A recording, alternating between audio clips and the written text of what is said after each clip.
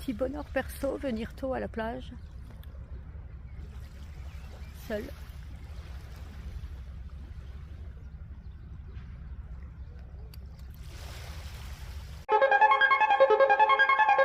Every step I take, every move I make, yeah. Every single day, every time I pray, I've been missing you, thinking of the day. Salut, nous sommes le 3 juin. Je viens vous reparler de Sylvia Valane, d'Acier. C'est Anna et Francesca qui habitent Piombino. Piombino, c'est une ville miséreuse de Toscane. C'est des barres d'immeubles, c'est l'acierie qui engloutit jour et nuit les hommes. C'est la mer qui est où les détritus sont jetés. C'est les hommes qui sont violents, trafiquants, qui sont malsains, au bord de la nausée et qui sont à la limite de l'inceste. Les gamines ont 14 ans, elles sont insouciantes, elles sont insolentes, elles sont incandescentes, elles provoquent, elles ont le cœur qui change, la féminité qui est naissante, elles attirent les yeux libidineux des hommes, des petits vieux. C'est une jeunesse un peu starlette, qui aime les paillettes, mais c'est deux gamines qui sont une beauté, mais qui sont très jalousées. C'est une jeunesse explosive qui fuit Piombino, qui fuit leur famille, dont la famille est à la dérive, et qui ont aussi des familles quelque peu toxiques. Piombino, c'est la vie, c'est le bruit, c'est les cris, c'est l'odeur, c'est la plage qui est le rendez-vous des plus jeunes,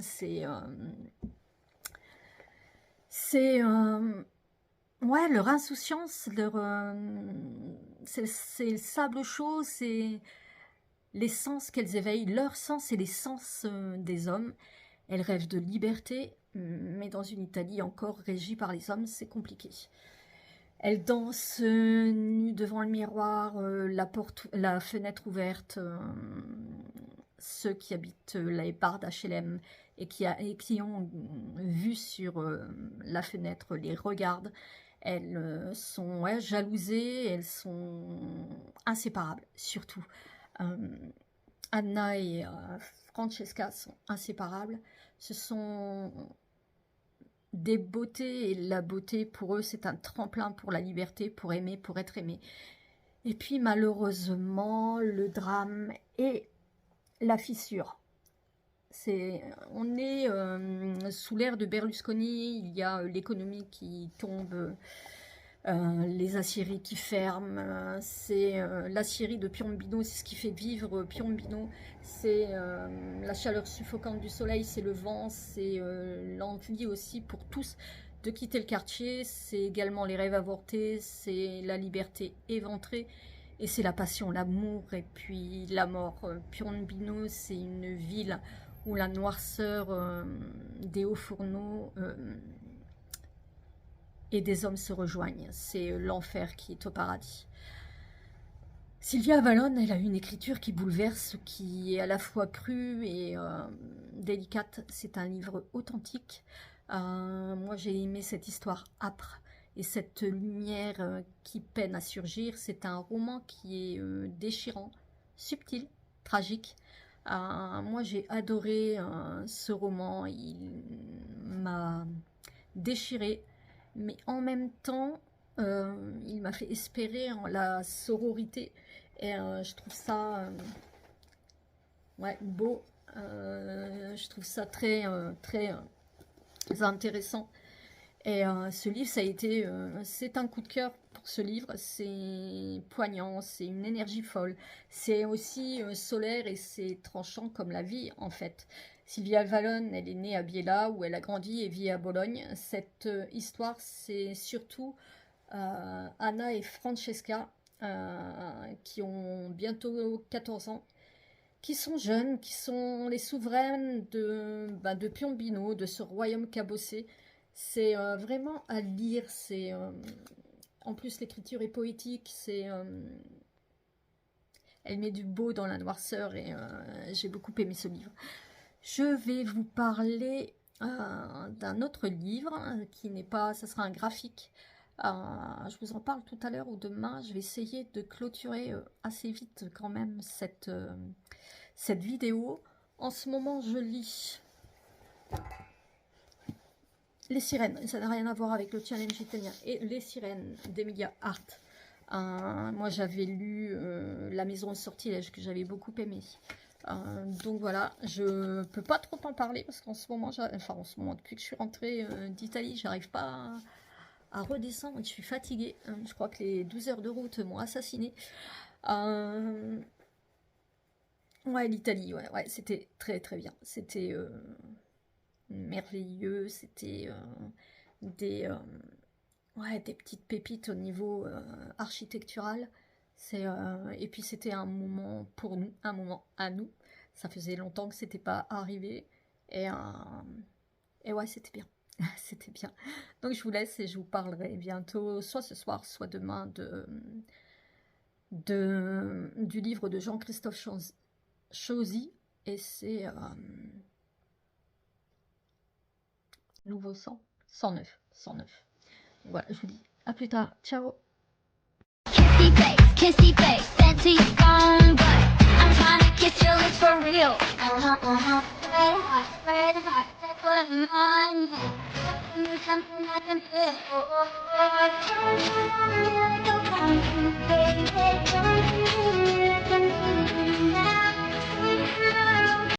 Salut, nous sommes le 7 juin. Je viens vous parler d'un graphique. Quand je suis allée à la parenthèse rencontrer l'homme étoilé, donc Xavier, il y avait aussi Jean-Christophe Chauzy. C'est 109, c'est son histoire. C'est une putain d'histoire qui met à terre, qui touche, qui émeut. Et c'est un chemin de traverse non prévu dans son histoire. C'est Jean-Christophe Chauzy, en 2020, il est quasi mort. Il est à demi-mort. Il avait tout, il commençait un nouveau départ avec sa nouvelle amoureuse, mais la vie parfois est une garce. Elle attend insidieusement et il faut se battre, il faut composer, il faut tomber, se relever, espérer quand on lui explique qu'il a une maladie, qu'il lui faut une greffe de moelle osseuse ou ce sera la mort, car il n'a plus de globules rouges, il n'a plus de globules blancs, il n'a plus d'immunité. Il est atteint de myélofibrose et en fait sa vie ne tient qu'à un fil. Il est immunodéprimé et puis nous sommes en 2020, donc en plein Covid, là où il ne faut rien attraper, là où il est en chambre stérile et que le moindre virus est hyper dangereux pour lui. Son parcours, il est foudroyant, il a aussi sa culpabilité qui est immense envers les siens, que je peux comprendre. On est toujours, même si on n'y peut rien quand on est malade, on a toujours la culpabilité de faire vivre des difficultés à la famille, à nos conjoints, à nos enfants. Et il combat, mais le combat est inégal, il est sans concession. Et puis Jean-Christophe Chauzy, il est sans pathos. Ce graphique, il pourrait en même temps se passer le mot. On comprend sans forcément avoir les mots, avoir l'explication. La greffe, ce sera sa sœur qui va lui donner la greffe de moelle osseuse. C'est un témoignage qui est intense, qui est bouleversant, et il est brutal, il y met aussi de l'humour, quelque peu cynique, mais de la poésie aussi. Il rend hommage comment ça s'appelle, aux infirmiers, aux infirmières, au personnel soignant il rend hommage à sa famille, et puis c'est aussi une ode à la vie. Dans ce bouquin, ouais, même le graphique, on comprend la douleur, mais aussi la ténacité de Jean-Christophe Chauzy. On comprend aussi l'abattement, la peur, l'espoir, et puis son corps qui le lâche. On se retrouve dans son corps, sa sœur se retrouve dans son corps. Il nous montre son combat intérieur, c'est un homme en sursis, c'est une vie sur le fil, et c'est un corps supplicié, lui, qui ne tient plus debout, qui se recroqueville. On passe de l'ombre à la lumière, de victoire en défaite. En fait, c'est la fragilité de la vie, c'est la fragilité du retour à la vie. C'est un graphique qui est saisissant en bichromie, donc en noir et rouge. C'est ou en rouge et gris, peu importe, ça c'est le Covid. C'est ces globules qui reviennent peu à peu, parce qu'il aura des petites victoires, des petites défaites, des grosses victoires aussi. Il personnalise ses vaisseaux sanguins avec le visage de sa sœur qui lui a pour le coup sauvé la vie. Et c'est bouleversant, on a les émotions, on a les états d'âme, la solitude et d'une sincérité qui est bouleversante. Pour moi, ça a été hyper une claque, ça a été quelque chose d'émotionnel. Alors, je n'aime pas le mot compassion, enfin, quand il est galvaudé, mais là, ouais, il y a de la compassion quand on le lit, parce que c'est tellement brutal, c'est tellement... ouais, ça fait tellement de mal, surtout quand on n'a rien demandé, quand on n'a rien fait, ouais, moi j'ai adoré, même si on a un peu les yeux humides quand on le lit.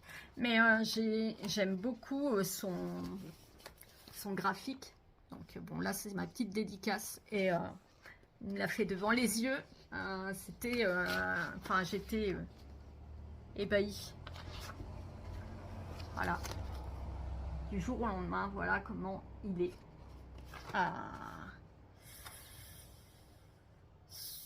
Le mien est mort un jour ensoleillé d'avril 2020. Il parle de son corps. Et c'est vraiment, vraiment poignant. C'est le mot que je cherchais. Je vais vous parler vite fait du challenge italien avec Stefania aussi. J'ai lu Le Triomphe des Lions, c'est la saga des Florio. C'est le deuxième, je vais pas en dire grand chose parce qu'il y a le troisième tome qui m'attend, que je lirai de ce fait en juillet, que je continuerai en quelques-unes à vouloir continuer. Donc on est toujours avec les Florio, toujours les hommes. C'est une continuité du premier, bon, c'est toujours les hommes qui font marcher la maison des Florio. C'est toujours les hommes qui sont rudes, qui commandent, qui se démènent pour la politique, pour gagner des parts de marché, pour avoir des subventions de l'État, et avec plus ou moins de bonnes réponses, et puis plus ou moins de chance. Les Florio sont jalousés, donc ils ont un très gros pouvoir parce qu'ils connaissent du monde, aussi bien au niveau politique qu'au niveau des fonctionnaires.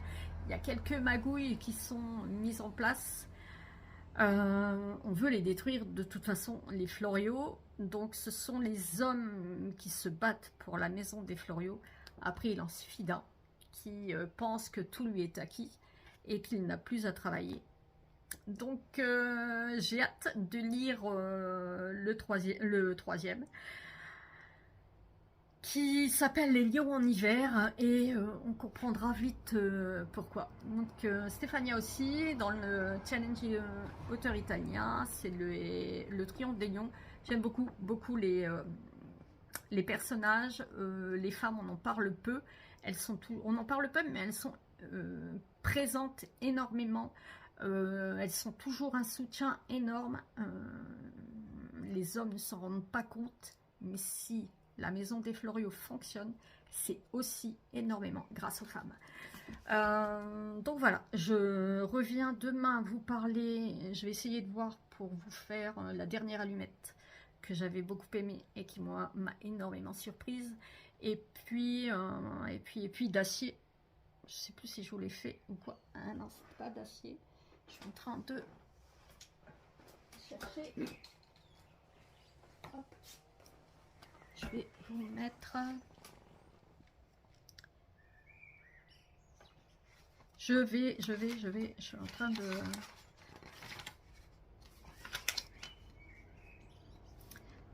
Ah non, je vais vous parler de été, parce que d'acier, je vous en ai déjà parlé juste avant.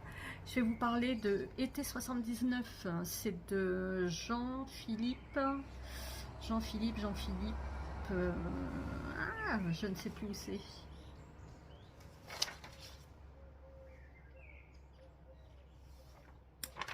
Je vous le dis demain. Promis, je vous le dis demain. Mais ouais, je vous parlerai et je posterai demain après-midi. Je voudrais en finir et puis voir un peu si je peux être un peu plus régulière. Parce que sinon, ça sert à rien que je fasse ça. Ciao, ciao. À demain.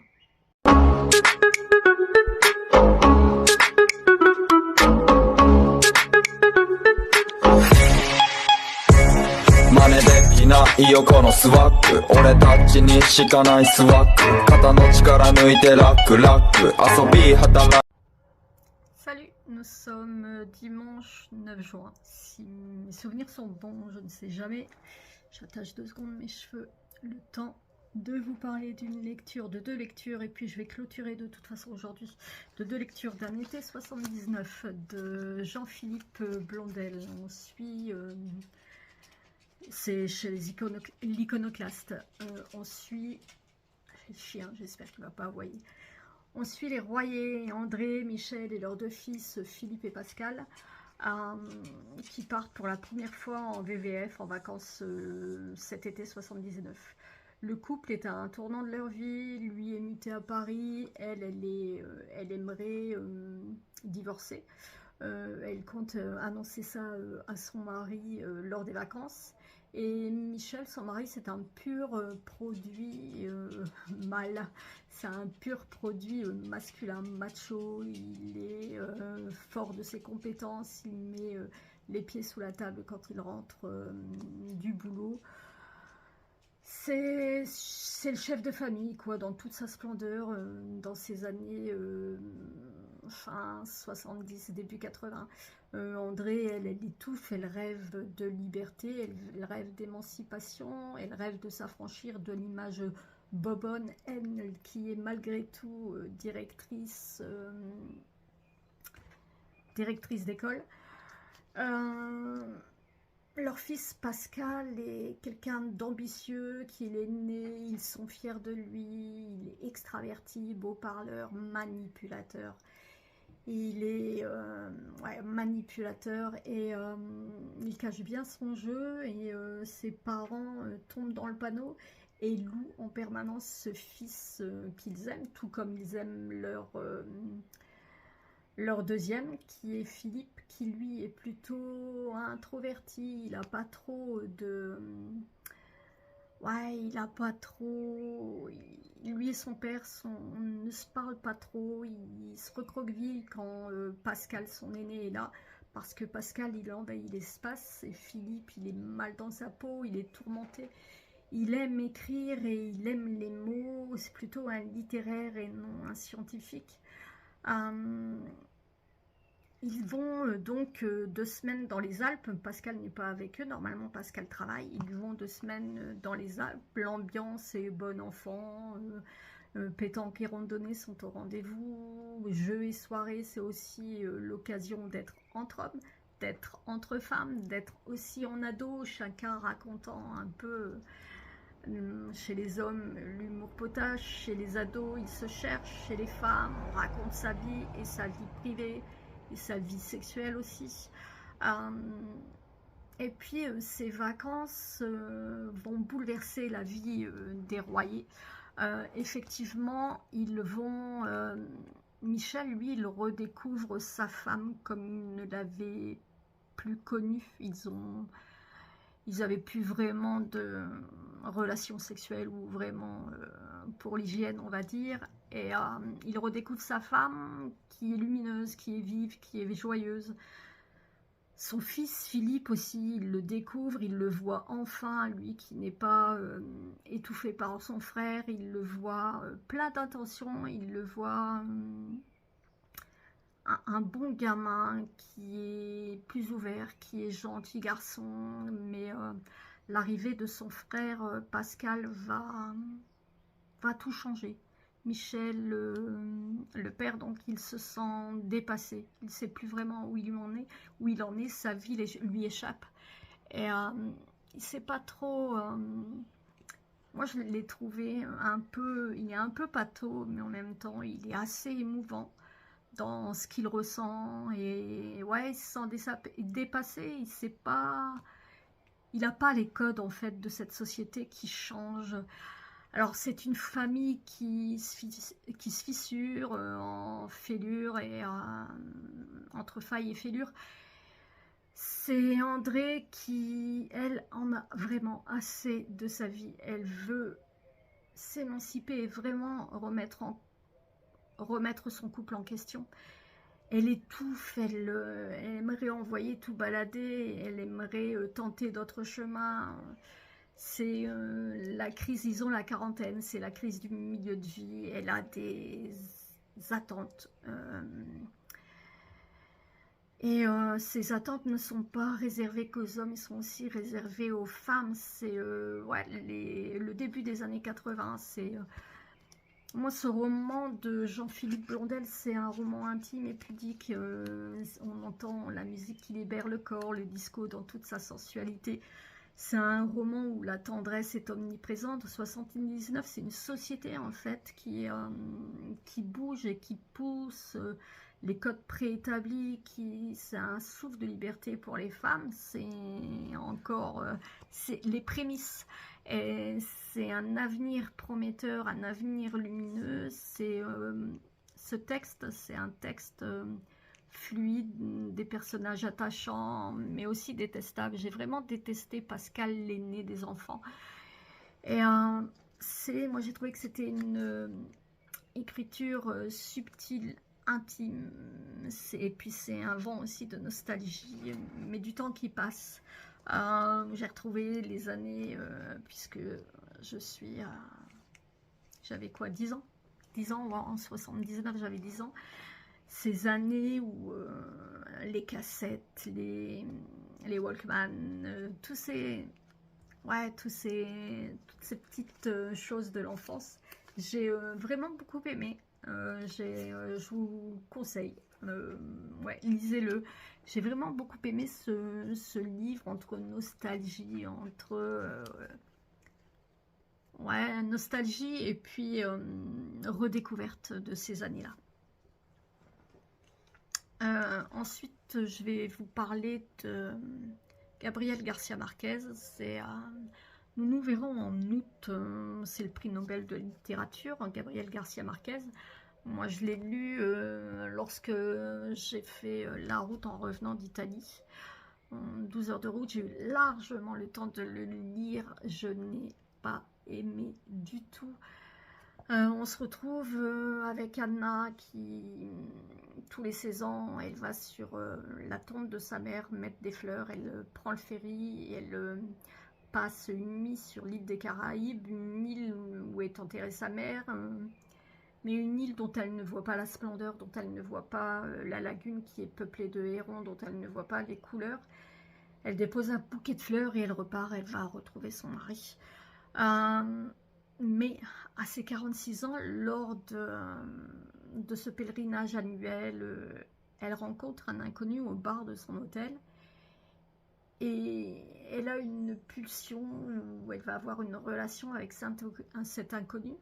On ressent le érotisme, on ressent la passion, mais aussi l'infidélité qui la tenaille. Et puis aussi, lorsque cet homme part le matin, il laisse un billet comme si c'était une prostituée. Et c'est quelque chose qu'elle a du mal à ressentir, et ça sera toujours une faille. Ce court roman, ouais, j'ai pas compris la nécessité, même si l'écriture est poétique et onirique, et ensuite on y trouve une description des lieux qui est magique, qui est magnifique, mais en même temps, c'est un livre qui sonne creux. J'en suis fortement désolée de dire cela. Il est vraiment trop court pour expliquer le besoin de cette femme qui devient adultère au risque de briser son mariage, elle qui a des enfants aussi. C'est une passion fugace qui est un interdit qui la tiraille. C'est une liberté qu'elle envie, mais en même temps c'est subi. C'est pourquoi à 46 ans, et puis après les années qui vont suivre, elle va continuer ce pèlerinage. J'ai trouvé la psychologie ni développée, ni travaillée. Je l'ai trouvée altérée. Quant ton personnage masculin, mais j'ai trouvé ça, mais plat. C'est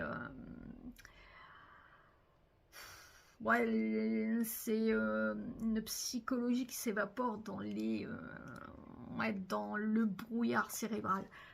La fin reste ouverte. J'ai pas aimé, j'ai pas compris.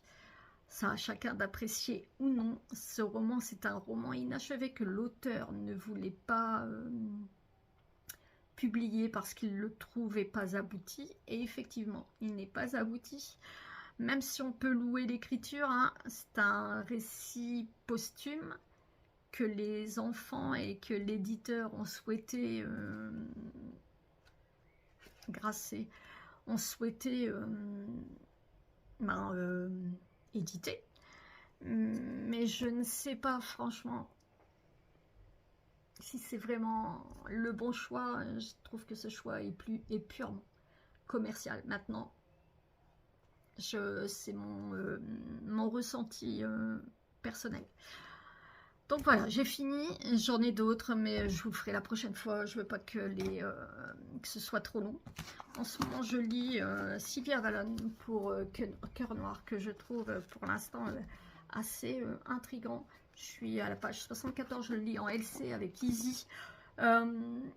J'aime beaucoup. On est dans les hauteurs d'un petit village de montagne où Emilia va s'installer. Emilia, il y a quelque chose, il s'est passé quelque chose. Pour l'instant, on ne le sait pas. Pourquoi elle se retrouve là? Qu'est-ce qui s'est passé dans sa vie? On va savoir, je pense, au fur et à mesure. Il y a un abîme. Elle va rencontrer également un homme. Il y a un abîme et on va découvrir, j'espère cela. Pour l'instant, j'aime beaucoup l'écriture de Sylvia Wallon, que j'avais découvert Une vie parfaite d'Acier, et je compte continuer avec Une amitié que je m'achèterai également, et Le Lynx, ainsi que Marina Bellazza. J'ai aussi, je suis en train de continuer Les Sirènes. J'arrive pas à rentrer dedans. Pourtant, si, il m'attire, mais en même temps, j'arrive pas à lire en ce moment. J'ai mal à l'œil. J'arrive pas à lire et je suis très fatiguée, donc c'est compliqué. Et puis cette semaine, j'aimerais lire aussi Enfermée, c'est chez Dargaud. On parle de Mathurin Rétaux qui a grandi à Saint-Malo dans les années 1900. À 14 ans, pour un délit, il est conduit à la maison de correction de Belle-Île-en-Mer et il va y découvrir les coups, la faim, la discipline militaire et le cachot. Donc ouais, j'aimerais lire ça très vite.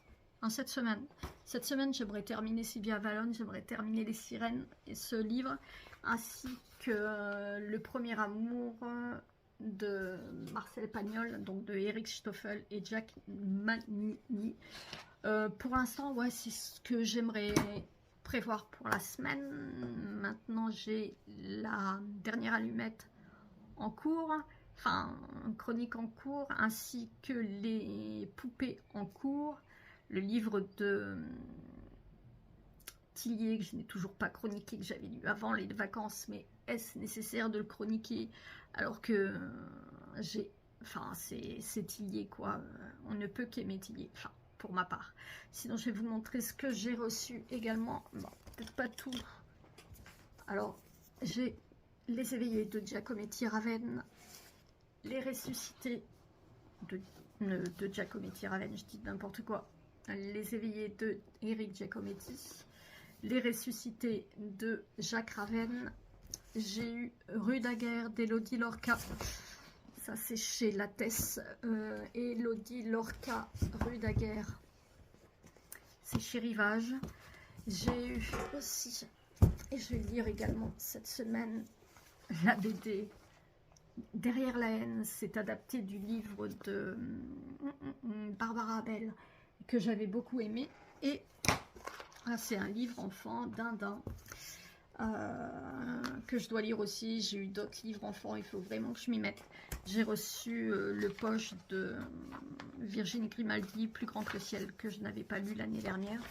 Donc j'ai de quoi faire, il faut que je me dépêche. La semaine prochaine, j'aimerais vous mettre une chronique. J'aimerais vous mettre un post la semaine prochaine. De toute façon, il faut que j'en mette un chaque semaine, sinon ça ne sert à rien. J'arrête tout si ce n'est pas le cas. Pour le challenge italien, je reviens dessus. On continue avec les filles, que je remercie énormément. Ça a super bien fonctionné. Tout le monde était... Enfin, j'ai beaucoup aimé l'ambiance qu'il y avait dans ce challenge.